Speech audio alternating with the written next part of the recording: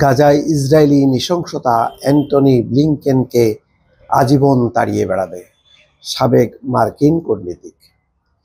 আসলে গাজায় যে নৃশংস হত্যাকাণ্ড, যে নির্বিচার মানুষ হত্যা, ধ্বংসযজ্ঞ, এটি পুরো অ্যান্টনি ব্লিংকেন না, পুরো বাইডেনের আমলটা জুড়ে।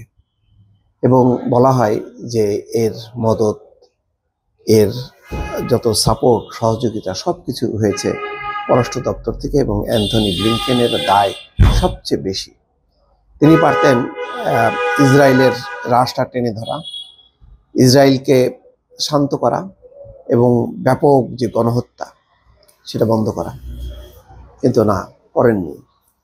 যার ফলাফল কিন্তু পেয়েছে কমলা হ্যারিসের যে চরম পরাজয়। এবং বলতে গেলে গণতন্ত্রের কথা, মানবাধিকারের কথা যতই বলুক না কেন, সেখানে গাজার যে চিত্র, ফিলিস্তিনিদের উপর যে বর্বরোচিত হামলা, আক্রমণ, নৃশংসতা, এইটা বহুকাল মানুষ মনে রাখবে এবং এর খেসারত দিতে হবে আজীবন। বিশ্বের যে কোনো প্রান্তেই মুসলমানরা কিন্তু তাদেরকে ছাড়বে না। এটা আজকে এক সাবেক মার্কিন কূটনীতিকও সেটি বলছেন যে আজীবন তাড়িয়ে বেড়াবে।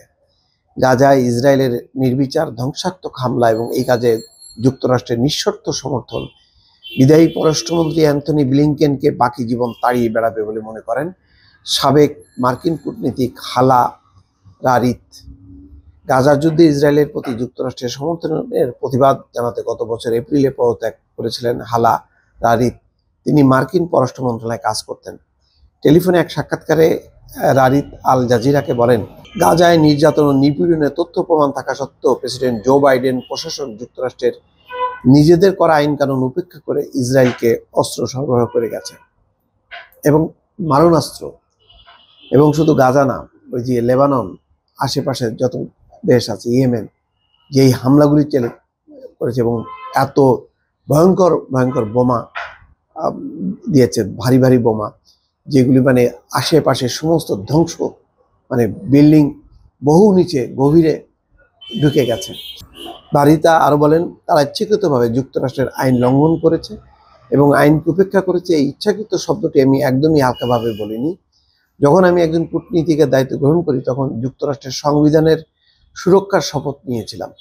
গাজায় যুক্তরাষ্ট্রের অস্ত্র সরবরাহ করে যাওয়া নিয়ে রারিত আরো বলেন, তারা জানতো এটি কতটা বিপর্যয়কর হতে পারে, তারপরও তারা অস্ত্র সরবরাহ অব্যাহত রাখতে সব ধরনের প্রক্রিয়া ফাঁকি দিয়ে যাচ্ছে। তারা জানতো এটি কতটা বিপর্যয়কর, এরপরও পুরো প্রক্রিয়াকে ফাঁকি দিয়ে তারা অস্ত্র সরবরাহ অব্যাহত রেখেছে।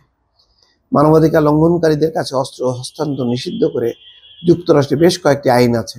এর মধ্যে একটি আইনে ওয়াশিংটন সমর্থিত মানবিক সহায়তা বাধা প্রদানকারী দেশের উপর নিরাপত্তা সহায়তা প্রদানে নিষেধাজ্ঞা আরোপের কথা বলা আছে। দ্য লেহি আইনে ওইসব সামরিক ইউনিট যাদের বিরুদ্ধে বিচার বহির্ভূত হত্যা, নির্যাতন ও ধর্ষণের মতো গুরুতর মানবাধিকার লঙ্ঘনের বিশ্বাসযোগ্য অভিযোগ রয়েছে, তাদের যুক্তরাষ্ট্রের সহায়তা প্রদানে বিধিনিষেধ আরোপ করা হয়েছে। 15 মাস ধরে গাজার যুদ্ধ চলেছে। যুদ্ধে এখন পর্যন্ত 46,876 জন ফিলিস্তিনি নিহত হয়েছেন। ইসরায়েল সেখানে ত্রাণ বিতরণও করতে দেয়নি এবং ত্রাণ বিতরণের জায়গাগুলোতে, ট্রাকগুলোর উপরে বোমা হামলা চালিয়েছে। আশ্রয় শিবির, হাসপাতাল একটাও অক্ষত নেই। এই কারণে ছোট্ট ওই ভূখণ্ডের কয়েক লাখ মানুষ দুর্ভিক্ষের ঝুঁকিতে রয়েছে। অথচ ব্লিংকেন গাজায় ইসরায়েল মানবিক সহায়তা বিতরণে বাধা দিচ্ছে না বলে মার্কিন কংগ্রেসকে নিশ্চয়তা দিয়েছিলেন। মানবিক সহায়তা দানকারী বিভিন্ন সংস্থা বাইডেনের পররাষ্ট্রমন্ত্রীর ওই মূল্যায়ন নাকচ করে দিয়েছিল। ব্লিংকেন ইসরায়েলের পক্ষে কাজ করার দীর্ঘ ইতিহাস রয়েছে। এই কারণে বিভিন্ন সময় তাকে ফিলিস্তিনি অধিকার কর্মীদের বিক্ষোভের মুখে পড়তে হয়েছে। তার বাড়ির সামনেও বিক্ষোভ হয়েছে। এই সপ্তাহে ওয়াশিংটন ডিসিতে আটলান্টিক কাউন্সিলে ব্লিংকেন বক্তৃতা দেওয়ার সময় বেশ কয়েকজন অধিকার কর্মী তাকে গণহত্যার পররাষ্ট্রমন্ত্রী বলে স্লোগান দিয়েছেন। দর্শক, এই হচ্ছে ব্লিংকেনের অবস্থা। একটা কলঙ্কজনক দগদগে ক্ষত নিয়ে এই বাইডেন প্রশাসনের অধ্যায় শেষ হচ্ছে।